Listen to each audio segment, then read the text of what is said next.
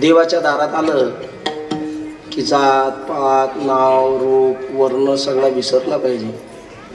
ते काल्याचे पदार्थ जसे एकजीव झाले तसं एकजीव व्हावं लागते. बरं, ते काल्याचे पदार्थ तरी एका स्वभावाचे आहेत का? नाही. पोहे हलके आहेत, डाळ जळ आहे, दही आंबट आहे, साखर गोड आहे, मिरची तिखट आहे, तुळशी पवित्र आहे, इतके पदार्थ आहेत त्याच्यात. आणि एवढ्या विजोळ स्वभावाचे माणसं एकत्रित येऊन स्वभाव समाज होत असतो.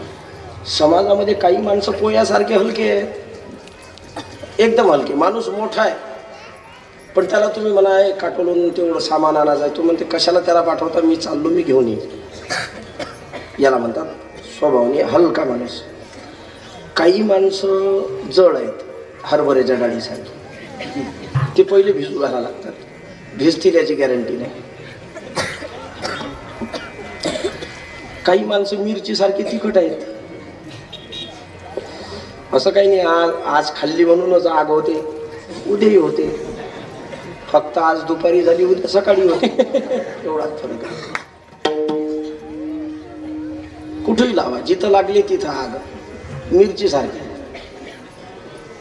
काही माणसं साखरेसारखे गोड आहेत आणि काही माणसं तुळशीसारखे पवित्र आहेत. हा, देवाचे भक्त असतात ते तुळशीसारखे पवित्र असतात. सज्जन माणसं साखरेसारखी गोड असतात.